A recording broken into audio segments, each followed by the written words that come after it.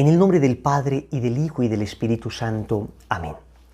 Acepta, querida Madre y Reina mía, toda mi persona y cuanto con la gracia de tu querido Hijo he podido hacer de bueno. Yo mismo no soy capaz de conservarlo, dadas mi debilidad e inconstancia, y la forma en que me combaten continuamente mis enemigos espirituales. Veo todos los días caer por tierra los cedros del Líbano y convertirse en aves nocturnas las águilas que volaban en torno al sol. 1000 justos caen a mi izquierda, 10.000 a mi derecha, mas yo confío en ti, mi poderosa y más que poderosa Madre.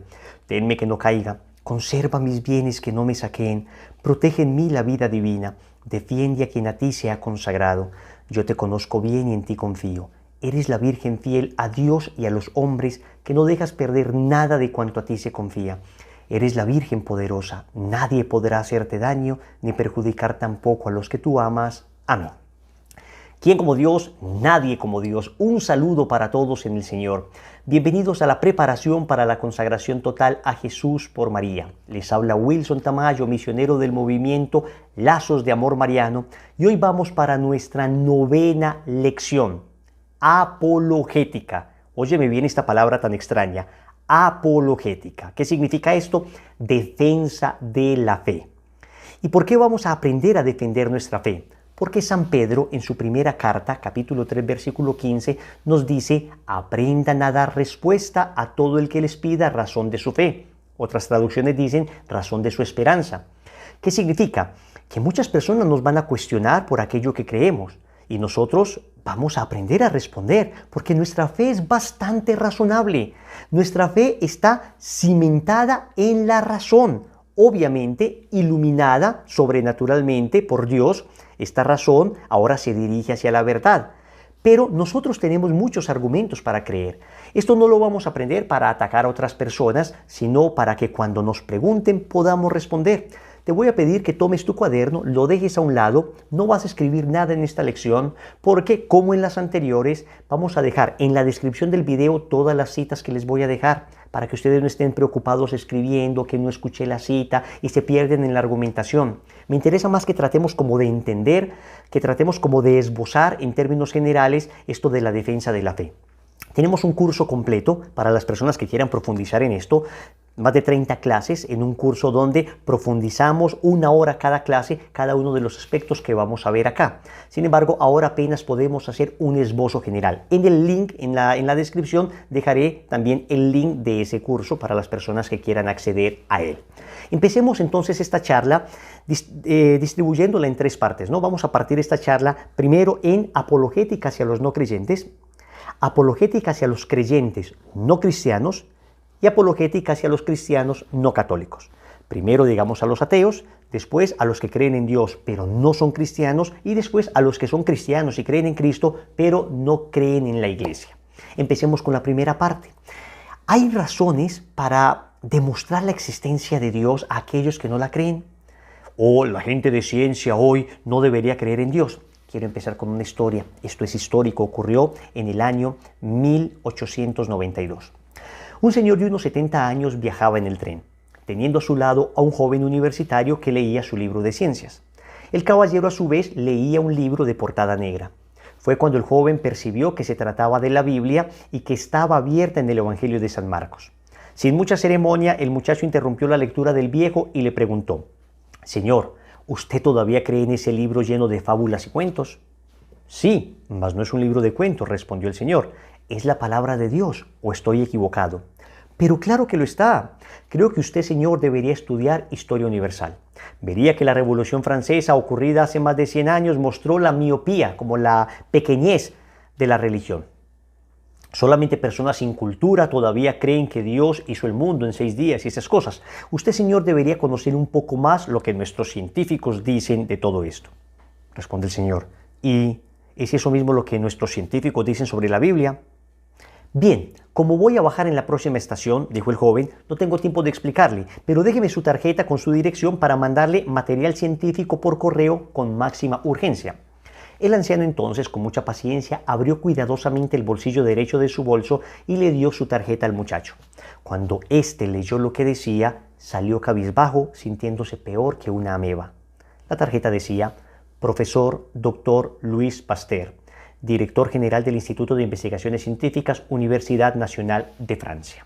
Louis Pasteur, nada más y nada menos que quien sentó las bases de las vacunas, de los antibióticos, quien desarrolló el proceso de pasteurización, un gran científico profundamente creyente. Con eso les quiero decir que existen grandes científicos profundamente creyentes. Jérôme Lejeune, padre de la genética moderna, que descubrió la trisomía del cromosoma 21 que genera el síndrome Down, profundamente creyente. Heisenberg, uno de los más grandes genios de nuestra historia, logró incluso desarrollos matemáticos científicos que ni Albert Einstein logró. Él se declaraba profundamente creyente. Y así tenemos una enorme lista de premios Nobel de Medicina, premios Nobel de Física, que fueron profundamente creyentes. La teoría del Big Bang, por ejemplo, la desarrolló un sacerdote católico, pues profundamente creyente, Georges Lemaitre. Estamos hablando de grandes científicos que han creído en Dios. Otros grandes científicos no han creído en Dios. A lo que me refiero es que si todos estuvieran de acuerdo que Dios no existe y pudieran demostrar científicamente la no existencia de Dios, así como se puede demostrar científicamente que H2O es la fórmula del agua, entonces, pues no habría duda, Dios no existe, la ciencia lo ha demostrado. Pero, repito, grandes científicos han sido profundamente creyentes. Con esto les digo que el tema de la no creencia de Dios en algunos científicos no es por motivos científicos, normalmente es por motivos, digamos, de la voluntad, por motivos del corazón, no por motivos de la razón.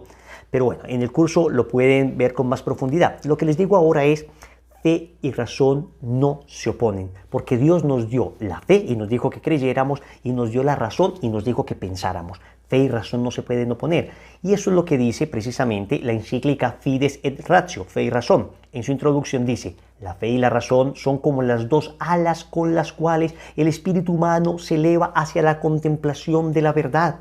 Si una persona dice, yo no creo en la ciencia, solo creo en la fe, es un fanático, es un fideísta. Y si una persona dice, yo solo creo en la ciencia, no creo para nada en eso de la religión, también es un fanático de las ciencias, es un racionalista. Ni fideísmo ni racionalismo, fe y razón, ambas juntas nos llevan a la contemplación de la verdad.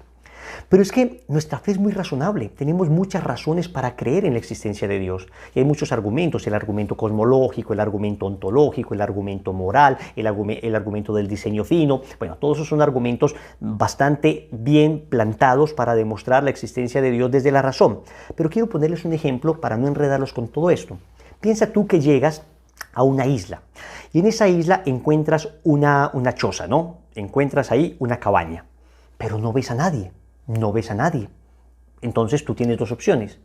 Buscas en toda la isla, no encuentras a nadie y dices, o esto fue producto de la casualidad y producto de temblores que tumbaron árboles, después el viento levantó esos árboles y esos árboles fueron organizándose de esta manera para darle forma, digamos, a la cabaña, y después fueron cayendo ramas que le pusieron el techo, y después esta bisagra de la puerta fue producto de de un metal que se derritió, que estaba en la montaña, y no sabemos un proceso de qué manera, pero sucedió que llegó hasta acá. Y bueno, tú podrías decir eso y necesitarías mucha fe para decir que esto es producto de la casualidad.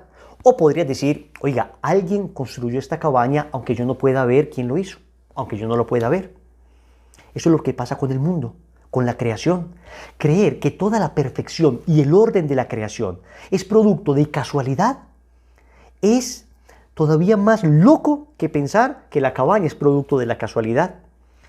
Donde uno ve orden, necesariamente hubo una mente inteligente que ordenó. Usted ve en un closet unos zapatos organizados de mayor a menor en colores perfectamente organizados. Tú no crees que cayeron del cielo, alguien los organizó. Tú agarras un libro que tiene 1 millón de letras y tú no dices, ve, ese 1 millón de letras se metieron en una cubeta, las tiraron y salió el libro. No, alguien tiene que darle orden a esas letras. Digo, cuando aparece algo con orden, necesariamente hay alguien que ordenó. Hay alguien que ordenó. Y alguien va a decir, no, pero nosotros somos producto de la gran explosión. Esa gran explosión, el Big Bang, fue la teoría que desarrolló un sacerdote católico precisamente para demostrar que hubo un comienzo de la historia, y que detrás de ese comienzo de la historia debe haber un ser que esté fuera de la historia, un ser eterno, un ser que no haya comenzado nunca, que le haya dado origen a esa historia, a esa creación. Con esto les quiero decir que es bastante razonable, aún desde la razón, pensar que Dios existe. Pero luego tenemos los milagros. Luego tenemos milagros que la ciencia no ha terminado de demostrar, no ha terminado de comprobar, no ha terminado de entender. Yo les invito para que vean las conferencias del doctor Ricardo Castañón, un exateo que se convierte precisamente viendo milagros. Doctor Ricardo Castañón. ¿Ok? Entonces, apologética hacia los no creyentes. Ahora vamos a hablar de aquellos que sí creen en un ser superior, en un Dios, pero no creen en Cristo. Son, digamos, estas personas que dicen, sí, existe un Dios, pero cualquier Dios, no puede ser Cristo. Yo no creo en Jesús de Nazaret. Algunos lo niegan históricamente, pero pues digamos que ninguna persona seria hoy negaría históricamente a Jesús. Tenemos suficientes fuentes extrabíblicas, o sea, aparte de la Biblia, para asegurar la existencia histórica de Jesús. Pero aún creyendo en la existencia histórica de Jesús, dicen, Él no puede ser Dios. Pero señores, es que tenemos un hecho histórico sin precedentes. Y es que la Biblia escrita, el Antiguo Testamento escrito mucho antes del nacimiento de Cristo, hizo profecías de Jesús que se cumplieron en Él al pie de la letra. Les voy a decir algunas. El nacimiento de Jesús, que fue en Belén, fue profetizado por Miqueas, Antiguo Testamento, capítulo 5, versículos del 1 al 2. Y luego en Mateo 2.1 y en Lucas 3.31 aparece siglos después el cumplimiento de esa profecía. El Mesías iba a nacer en Belén y el Mesías nació en Belén. Que nacería de una virgen. Isaías 7.14 lo profetizó unos 8 siglos antes. Y después, Mateo 1.18 aparece naciendo de una virgen. Después, los grandes milagros que Jesús realizaría aparecen en Isaías 35 del 5 al 6. Y después vemos en Lucas 7, 18, 23, que Jesús hacía estos grandes prodigios que se habían profetizado, que lo rechazaría su propia gente. Isaías 53, versículo 3, lo dice, todo el poema del siervo de Yahvé. Y después vemos en Juan 1:11 cómo esto se cumplió. Wilson, espérate que estoy escribiendo. Tranquilo, todo esto va a quedar en la descripción del video. Lo que te estoy diciendo es que en nadie se ha cumplido que hayan profetizado durante siglos sobre él y luego al pie de la letra cada profecía se haya cumplido. Esto demuestra la veracidad de la palabra de Dios y demuestra que la Biblia no es simplemente un libro lleno de cosas bellas. Hay libros llenos de cosas bellas, hay libros llenos de poemas bellísimos, pero lo que hace de la Biblia la palabra de Dios es que se cumple lo que se dijo, que las profecías se cumplieron. Se dice, por ejemplo, en el Salmo 41:10 que lo traicionarían sus amigos y que pagarían un precio por él. En Zacarías 11 del 12 al 13. Y en Mateo 26, 14 y 15 vemos que efectivamente a Jesús lo traicionó Judas, lo dejaron sus amigos y pagaron un precio por él. Todos los eventos de la pasión de Cristo fueron profetizados en Isaías 53, en Isaías 50, en el Salmo 22, y luego se cumplieron tal cual en Juan 19, en Marcos 15, en Mateo 27. Todo esto, y lo pueden ver con detalle en la descripción del video, todo esto lo único que hace es demostrar que todo lo que se profetizó se cumplió en Cristo. Y al cumplirse en Cristo estamos hablando de que no es un profeta más, de que no es un hombre que simplemente habló bonito, es Dios, Dios encarnado. Jesucristo es la segunda persona de la Santísima Trinidad. También podemos pensar en esto de la apologética, la defensa hacia los creyentes no cristianos, mostrarles los estudios más serios de la sábana santa. Los estudios más serios de la sábana santa. La sábana santa fue la sábana que cubrió el cuerpo de Jesús y hoy está prácticamente unánime el criterio de los científicos para decir efectivamente este fue el manto, esta fue la sábana que cubrió el cuerpo de Cristo. Hubo una prueba que se llamó la prueba del carbono 14 que supuestamente demostró que no era, sino que esto era algo del siglo de la Edad Media, pero esto está completamente refutado hoy por las disciplinas que estudian la sábana santa. Ustedes saben que esto es un estudio interdisciplinar. Todas las disciplinas, todas las ciencias coinciden en decir efectivamente, he aquí la sábana que cubrió el cuerpo de Jesús. Les invito para que estudien, por ejemplo, los videos del padre Jorge Loring. Te lo voy a dejar en la descripción. Jorge Loring, si quieres profundizar. Porque lo que tenemos en la sábana santa, yo he tenido el regalo de Dios de estar frente a ella en Turín. Estaba pues velada, pero he estado allí frente a ella en varias ocasiones. Y lo que sucedió en la sábana santa no es que simplemente la sangre del hombre que estaba muerto marcó la imagen del hombre que estaba muerto, sino que es que ese hombre es Dios y al resucitar por radiación, esa imagen quedó quemada en la sábana santa y esa imagen tiene tridimensionalidad. Óigame bien, esa imagen tiene tridimensionalidad. Nadie, ni siquiera hoy, sería capaz de hacer una imagen como esa. Sería capaz de quemar su propia imagen allí.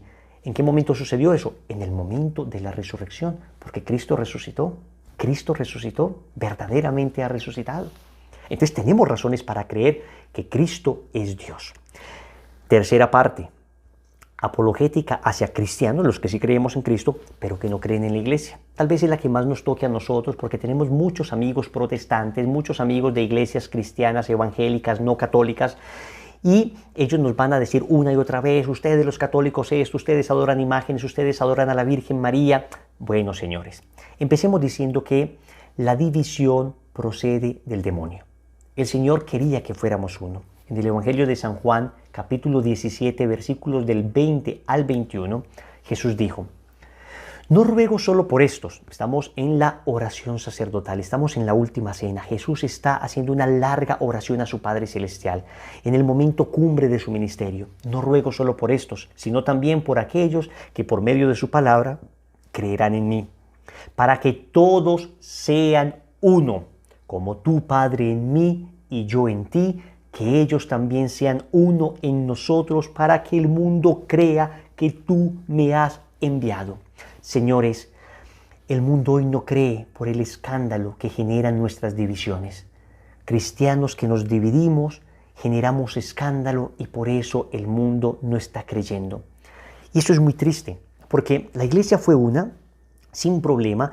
Durante, hasta el siglo XI hubo un cisma llamado el cisma de Oriente, que fue la división de la Iglesia Católica Romana y la división de la Iglesia Católica Ortodoxa, pero seguíamos creyendo prácticamente en lo mismo. Ahí había un tema del Papa, un tema del famoso filioque, unas cuestiones un poco más teológicas, pero seguíamos creyendo en los sacramentos, en la Virgen María. No fue sino hasta el siglo XVI, año 1517, donde un sacerdote católico agustino de la comunidad de Erfurt, en Alemania, llamado Martín Lutero, empezó algo que se llamó cisma o se llamó Reforma Luterana. Y esto lo que ocasionó fue una fractura en la unidad del cuerpo de Cristo que hasta hoy no hemos podido reparar. Después de Martín Lutero, Zwinglio, después de Zwinglio, Calvino, después John Knox, después Enrique VIII, y así hoy más de 40.000 iglesias que reivindican para sí el nombre de ser cristianas auténticas, las iglesias que fundó Jesús, la iglesia auténtica, en fin. Pero esto es una fractura verdadera a la iglesia de Cristo, porque lo primero que hacen es rechazar la autoridad del Papa. Y cuando se pierde la línea del Papa, se pierde la sucesión apostólica, y cuando se pierde la sucesión apostólica no se puede llegar a la iglesia primitiva. Ninguna de estas iglesias que respetamos profundamente y creemos profundamente que cada persona puede creer lo que quiera, pero acá estamos hablando de la historicidad. Ninguna de estas pueden devolverse hasta la época de Jesús. Solo la Iglesia Católica históricamente puede demostrar que viene desde Pedro hasta el Papa Francisco, una línea de 266 papas. Wilson, pero los estás tratando mal. No los estoy tratando mal. Acá yo no estoy hablando de quién se va a salvar o quién se va a condenar. Si ellos siguen rectamente su conciencia, llegarán al cielo. Y si un católico no cumple lo que debe vivir, entonces se condenará. Acá no estamos hablando de temas de salvación, acá estamos hablando de historia. Y la historia demuestra claramente que desde Pedro hasta el Papa Francisco hay una línea ininterrumpida de 266 papas. Y podemos demostrar arqueológicamente que en el Vaticano, justo debajo de donde el Papa celebra la misa, están los huesos del apóstol San Pedro. Yo he tenido el regalo de Dios de estar en varias ocasiones en el Vaticano, pero en una de las ocasiones pude entrar a las llamadas catacumbas o excavaciones de San Pedro. Entran grupos muy reducidos de personas, hay que pedir con mucha anticipación poder entrar allí, porque uno puede aproximarse en una necrópolis, puede llegar muy cerca del lugar donde descubrieron los huesos del apóstol San Pedro. Margarita Guarducci, una de las más grandes científicas y arqueólogas del siglo pasado, dice, ella al hacer este estudio dice que no hay lugar a dudas de que allí está Pedro. No hay lugar a dudas de que allí está Pedro. Encontramos los huesos de Pedro, que sabíamos por historia que estaban allí, pero a partir de la década de los 60 del siglo pasado empezaron a hacerse estudios y se descubrió con seguridad absoluta que ahí estaba Pedro. ¿Qué quiero decir con esto? Que tenemos continuidad histórica y local con los apóstoles. con los apóstoles. Y esto es así. Esto es así, yo no puedo decir otra cosa. Es como decir, mi mamá es Martanelli Zuluaga, es mi mamá y tengo genéticamente cómo demostrarlo, históricamente cómo demostrarlo, tengo testigos de cómo demostrarlo. Wilson, pero se va a sentir muy mal la señora, la vecina que lo quiere usted como un hijo. Hombre, pero es que acá no estamos hablando de sentimientos, acá estamos hablando de hechos históricos, acá estamos hablando de argumentos científicos.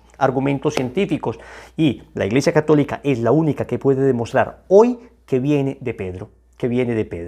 Y esto cumpliendo las profecías de Jesús. Jesús escoge a Pedro como piedra sobre la cual funda su iglesia.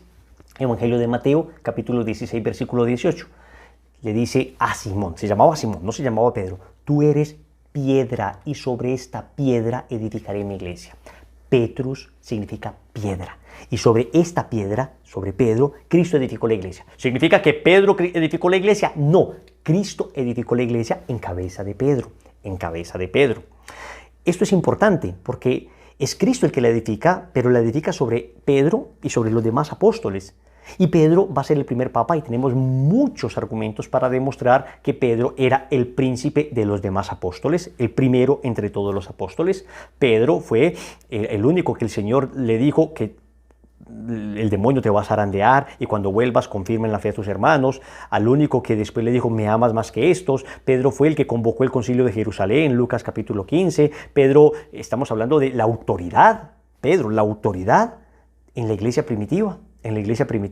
Había una cabeza. La barca necesita una cabeza, necesita alguien que la dirija, porque todos dirigen, entonces nadie dirige, ¿ok? Y no necesariamente tiene que ser el más santo.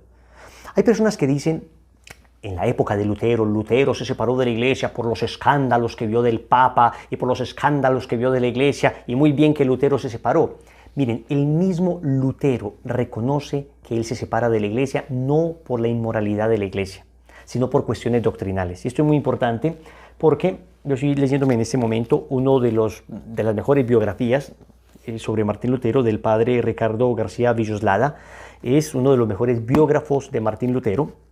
Este es el capítulo 1, miren, el capítulo 1 es este, digamos el primer libro es este, entonces ya se imaginarán lo científico que es. Y este mismo padre Villoslada, en otro de sus libros llamado Raíces históricas del luteranismo, toma extractos de cartas y explicaciones del mismo Lutero, donde Lutero él mismo decía que él no se separa de la Iglesia Católica porque, como dicen algunos, fue a Roma y encontró tanta corrupción que se separó. No, porque él mismo va a decir que entre ellos, entre los que se separaban, también había corrupción. Mire lo que dice en la página 85 y 86 de este libro, Raíces históricas del luteranismo. Dice Lutero, yo no impugné las inmoralidades y los abusos, sino la sustancia y la doctrina del papado. O sea, Lutero tuvo un problema fue con la doctrina. Dice en otra parte, entre nosotros, confiesa abiertamente Lutero, la vida es mala, como entre los papistas. Así llamaba él a los católicos, papistas. Mas no les acusamos de inmoralidad, sino de error doctrinal. Aunque el Papa fuese tan santo como San Pedro, lo tendríamos por impío y nos rebelaríamos contra él. Todo esto para quitarnos esa imagen de que Lutero fue un gran santo que vio la iglesia corrupta y entonces la vino a reformar. No, porque digamos que en la biografía de Lutero, cuando uno la estudia con seriedad, también uno ve muchos bemoles. Y uno ve unas situaciones muy complicadas en la vida de Lutero, como el apoyo a la masacre de unos campesinos. Y eso está bien, digamos, históricamente sustentado. Entonces, acá no estamos hablando propiamente de la santidad de nadie, acá estamos hablando de cuestiones doctrinales. Y doctrinalmente tenemos que decir que lo que Lutero dijo fue un error, porque Lutero basó, digamos, su rebeldía y su protestantismo básicamente en tres cosas. Primero, la sola fe. Segundo, la sola escritura. Y tercero, la libre interpretación. Vamos a verlo rápidamente. Lutero dijo, solo la fe salva. Tomando un texto de la Carta a los Romanos, él era profesor de la Carta a los Romanos, capítulo 3, versículo 28, dice San Pablo, porque nosotros estimamos que el hombre es justificado por la fe y no por las obras de la ley. Lutero decía, no importa las obras que tú hagas, si tú tienes fe en Cristo te salvas. Llegó a decir en algún momento, podría uno adulterar cualquier cantidad de veces en un día, pero si tengo fe, entonces me salvaré. Decía en otra homilía, peca y peca fuertemente, pero cree más fuertemente y te salvarás. Miren esta disociación entre fe y obras tan aterradora y cuánto daño puede traer. Pero no es lo que dice la Biblia. San Pablo, en la carta a los Romanos, precisamente en el capítulo 2, versículo 6, antes de que dijera solo el hombre justificado por la fe y no por las obras de la ley, dice que Dios retribuirá a cada uno según sus obras. Según sus obras. Cuando San Pablo condena las obras de la ley, se refiere a esas obras judías que consistían en abluciones, lavado de manos, unos ritos externos, que creían ellos que esos ritos externos, el lavar las manos, el hacer este tipo de cosas les iba a salvar. No. Pero San Pablo no condena las buenas obras. Lo que nosotros decimos es que la fe tiene que expresarse en obras concretas. Y eso no lo decimos solo nosotros, lo dice también el apóstol Santiago. Santiago capítulo 2, versículo 17. Dice, lo mismo pasa con la fe. Si no va acompañada de las obras, está completamente muerta. Por eso Martín Lutero no quería mucho la carta de Santiago. De hecho, en su primera traducción de la Biblia la puso casi como un libro apócrifo, como un libro extra, pero no quería la carta de Santiago porque Santiago dice directamente, fe sin obras, fe muerta. Y luego el libro del Apocalipsis, capítulo 20, versículo 13. El mar devolvió a los muertos que guardaba. La muerte y el abismo hicieron lo mismo y cada uno fue juzgado según sus obras. Entonces, fe y obras. Tantas veces hemos hablado de ese pasaje de Mateo 25, 31. El Señor se sienta a juzgar a unos a la derecha y otros a la izquierda. ¿Por qué? Porque tuve hambre y me diste de comer, tuve sed y me diste de beber, en fin. Entonces, la fe se debe expresar en obras. Y que esto nos quede como enseñanza. Otra vez, no podemos estar haciendo la consagración a Jesús por María y pues que no se vean las obras, que no seamos más caritativos, más pacientes, más bondadosos, más amables, más humildes, que pidamos perdón, que perdonemos. ¿De qué nos sirve tanto conocimiento si esto no transforma nuestra vida? Lo segundo que decía Lutero es solo la Biblia, nada más que la Biblia, no sirve nada más que la Biblia. Pero la misma Biblia nos dice que no todo está contenido en la Biblia. Juan capítulo 20 versículo 30, el evangelista San Juan nos dice, Jesús realizó además muchos otros signos en presencia de sus discípulos que no se encuentran relatados en este libro. Por eso nosotros creemos, por ejemplo, la Asunción de la Virgen no está en la Biblia, pero es que la Biblia misma nos dice que hay cosas que no quedaron en este libro. A ver, la muerte de San José no está en la Biblia, la muerte de San Pablo no está en la Biblia, la muerte de San Pedro no está en la Biblia. Entonces los protestantes siempre nos van a decir, muéstreme en la Biblia. Pero a ver, es que hay cosas muy importantes que no están en la Biblia. La muerte de San Pablo y San Pedro era importantísima y no quedó en la Biblia. Porque, atentos, en la Biblia todo lo que aparece es palabra de Dios, pero nosotros además creemos que hay algo que se llama tradición oral, que también es palabra de Dios. Mire lo que dice San Juan en el capítulo 21, versículo 25. Jesús hizo también muchas otras cosas. Si se las relatara detalladamente, pienso que no bastaría todo el mundo para contener los libros que se escribirían. Tantas cosas que no quedaron escritas, pero que la fueron transmitiendo oralmente los apóstoles. ¿Y cómo sabemos que lo fueron transmitiendo oralmente? Miren lo que dice San Pablo, 1 Corintios 11, 12. Los felicito, porque siempre se acuerdan de mí y guardan las tradiciones, tal y como yo se las he transmitido. Tradiciones. O sea, ¿qué es esto de tradiciones? Inicialmente Jesús no mandó escribir a nadie. Siento que lo que yo vi se lo conté a otro y después a otro. Algunas cosas quedaron escritas, otras se siguieron comunicando a lo largo de los años y por eso nosotros tenemos dogmas de fe que aparecen claramente en la Biblia y otros que no se oponen a la Biblia pero que lo sabemos por tradición de la iglesia. ¿Ok? La Inmaculada Concepción no aparece en la Biblia, pero lo sabemos por tradición, En 2 de Tesalonicenses 2.15, esta me encanta porque San Pablo dice, por lo demás, hermanos, manténganse firmes y conserven fielmente las tradiciones que aprendieron de nosotros, sea oralmente, transmitida oralmente, o por carta, o sea, escritas. Entonces tenemos las escritas y tenemos las transmitidas oralmente. Entonces, atentos. Nosotros los católicos creemos en la palabra de Dios escrita y oral. ¿Y quién interpreta esa palabra de Dios? El magisterio de la iglesia, nuestros pastores, nuestros legítimos pastores. Porque un tercer elemento, Martín Lutero dijo sola fe, sola escritura, o sea, solo la Biblia, y un tercer elemento es que cada uno interprete como quiera la Biblia. Y es muy peligroso porque hay pasajes de la Biblia difíciles de entender y cualquiera las podría interpretar mal. Miren lo que dice 2 de Pedro 1.20. Pero tengan presente ante todo que nadie puede interpretar por cuenta propia una profecía de la Escritura. No es que a mí se me antojó interpretar la Biblia. Tenemos que creer en la autoridad que tiene la Iglesia. ¿Y por qué la autoridad que tiene la Iglesia? Porque es la que lleva 2000 años conservando la Biblia, conservando la tradición, conservando la palabra de Dios. ¿Voy a saber más yo que nací ayer o la iglesia que lleva 2000 años? Segunda de Pedro 3:16 dice, en las cartas de Pablo, dice, en ellas, está mencionando las cartas de Pablo, hay pasajes difíciles de entender que algunas personas ignorantes e inestables interpretan torcidamente, como por otra parte lo hacen con el resto de las escrituras, para su propia perdición. Miren esto, San Pedro está diciendo, cuidado que hay cosas en la Biblia, en las cartas de San Pablo, difíciles de entender. Necesitamos que la iglesia nos enseñe, necesitamos la autoridad de la iglesia, necesitamos al Papa, necesitamos nuestros obispos, necesitamos el magisterio que está contenido en el catecismo. Por eso es importante leer la Biblia con el catecismo y es importante tener Biblia y tener catecismo, ambas cosas, porque si yo me pongo a leer la Biblia solo, en un pasaje por ahí, Mateo 10:34, que dice el Señor, no piensen que he venido a traer paz y no espada, he venido a oponer al hijo contra su padre, a la hija contra su madre. Por Dios, entonces una persona puede hacer una guerrilla basando en ese texto bíblico y efectivamente así ha pasado a lo largo de la historia. Malas interpretaciones bíblicas han llevado a cosas terribles. Si tu mano te hace pecar, córtatela. Pues a ver, todos hemos pecado con nuestras manos. Si tu ojo te hace pecar, sácatelo. A ver, ¿por qué no lo hemos sacado? Porque requiere interpretar la Biblia. Se requiere una auténtica interpretación. Y esa auténtica interpretación nos la da la iglesia. Hay que preguntarle a nuestros pastores. Finalmente, quisiera, antes de concluir, hablarles de un temita que siempre los hermanitos protestantes nos vienen a decir, el tema de las imágenes. Y te van a decir ellos, miren lo que dice Éxodo 24, y te sacan la Biblia, y esto efectivamente lo dice la Biblia católica. No te harás escultura ni imagen alguna de lo que hay arriba en los cielos, ni lo que hay abajo en la tierra, ni lo que hay en las aguas debajo de la tierra. Entonces te dicen, ¿y tú tienes imágenes? Miren, una imagen de la Virgen, una imagen del Señor, tienen imágenes. Y la Biblia dice, no te harás imagen. Una vez un hermano protestante, un amigo de la universidad me dijo eso.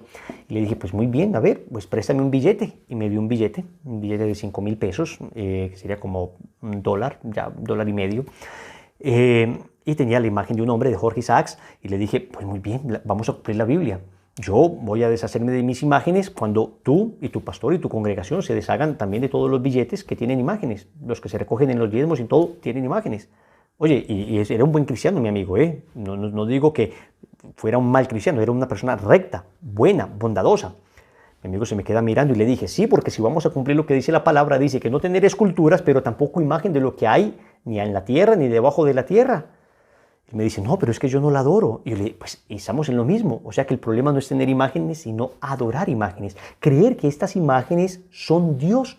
Y yo creo que una persona hoy, en el siglo XXI, no cree que una imagen es Dios. Así como que se le cayó la imagen de la Virgen y entonces diga, ay, se me quebró la Virgen. Y entonces en la próxima aparición la Virgen va a aparecer sin manito. O se me cayó la imagen del Señor y entonces ya Jesús murió, pues se murió. Y al morir Jesús, no, pues se acaba el universo. Sabemos que son representaciones. ¿Y por qué? Porque nosotros somos seres sensibles que necesitamos representaciones que nos hablen de lo eterno. Pero es que el mismo Dios hace imágenes. Génesis 1:27 dice que tú y yo somos imagen visible del Dios invisible. Nosotros somos imagen y semejanza de Dios. Dios hace imágenes. Pero en el mismo libro del Éxodo 24 decía, no te hagas imágenes. Dios dice, Éxodo 25:18 le dice a Moisés, harás además 2 querubines de oro macizo. ¿Qué son querubines? Son ángeles. Los harás en los 2 extremos del propiciatorio. Dios le dice a Moisés que ponga sobre el propiciatorio, que es la tapa que cubría el lugar más sagrado que tenían los israelitas, que era el arca de la alianza, que cubría el arca de la alianza 2 querubines. Dios mandó a hacer 2 imágenes de ángeles para el lugar más sagrado. Entonces, Dios dice que no hagan imágenes y después que hagamos ángeles. ¿Se contradice Dios? No, hay que entender adecuadamente la Biblia, por eso les hablé de que no se puede interpretar a la carrera. Cuando Dios prohíbe hacer imágenes, prohíbe la adoración de esas imágenes, creer que esas imágenes son dioses. Pero repito, eso en culturas muy primitivas pudieron haber llegado a creerlo, pero nosotros hoy más bien tenemos dioses tipo el dinero, dioses del sexo, dioses de Hollywood. Nosotros sí que tenemos ídolos, esos sí son los que hay que rechazar, pero una imagencita que me inspira ternura, que me inspira devoción, no puede ser algo que se rechace. En Éxodo 26:31 Dios manda hacer otra vez imágenes. Harás un velo de púrpura, violeta y escarlata, de carmesí y lino fino, dorsal, bordarás en él unos querubines. Otra vez Dios manda a bordar querubines. En Primera de Reyes 6:23, estamos hablando ya de la época de Salomón, que estaba adornando el templo y Dios le dice, en el lugar santísimo Salomón, en el lugar santísimo hizo 2 querubines de madera de olivo, cada uno medía 5 metros de altura. Estamos hablando que allí donde estaba el arca de la alianza, ángeles de 5 metros, imagínense ustedes. En fin, podemos Números 21:8 también dice que Dios mandó hacer una serpiente de bronce y quien miraba a la serpiente se sanaba. Tenemos entonces muchas cosas para demostrar que Dios no está contra las imágenes, sino contra idolatrar esas imágenes. Y eso está clarísimo. Todo eso se los digo, y tenemos muchos otros temas de apologética, y repito, el que quiera profundizar, ahí está el curso. Hay un libro que escribimos que se llama Iglesia Católica Dulce Hogar, donde también están todas las citas bíblicas. Lo importante es que al momento de estudiar entendamos que lo hacemos no con soberbia, creemos nosotros que somos mejor que los demás, sino argumentos para que cuando nos ataquen nosotros tengamos razones para argumentar, razones para creer, razones para mostrarnos felices de ser católicos. Y quiero decirte algo, a pesar de las crisis que ha vivido la Iglesia y a pesar de que muchas veces nos digan que los sacerdotes esto, los sacerdotes aquello, son muchos más los sacerdotes virtuosos, santos, maravillosos, que han entregado su vida por la comunidad.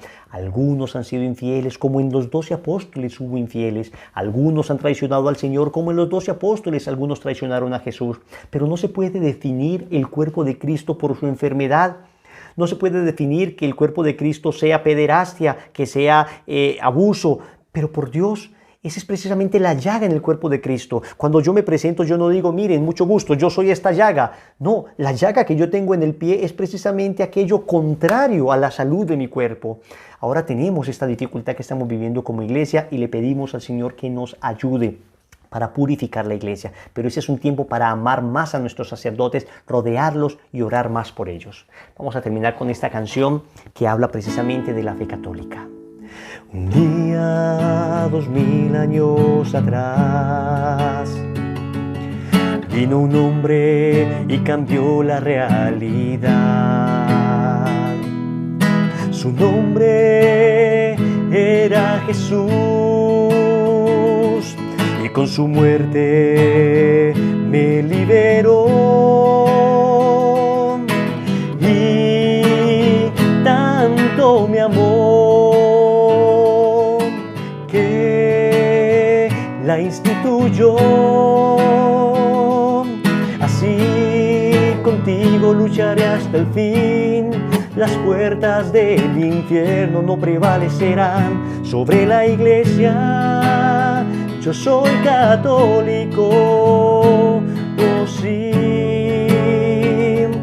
y así moriré como Pedro, crucificado al revés, como Esteban, apedreado por su fe. Yo soy católico, oh sí. Yo soy católico. Ahora, 2000 años después, no tengo miedo, ella sigue en pie. Pues santo es el que la fundó, y seremos santos por la comunión. Así contigo lucharé hasta el fin, las puertas del infierno no prevalecerán sobre la iglesia. Yo soy católico, oh sí, yo soy católico, yo soy católico. Práctica. Vamos a llamar a algún sacerdote, amigo nuestro, o a nuestro párroco, y vamos a decirle que lo queremos mucho, que oramos por él, que no está solo, que tiene un pueblo que le acompaña. Vamos a ayudarle, si es posible, económicamente, en esos momentos difíciles que está viviendo la iglesia. Vamos a hacer una pequeña donación también, en la medida en que lo puedas hacer, para que nuestra iglesia sienta nuestro respaldo en esos momentos difíciles. Un abrazo para todos y que la gracia de Dios sea con ustedes. Nos vemos en la próxima lección. No se la vayan a perder, que va a estar buenísima.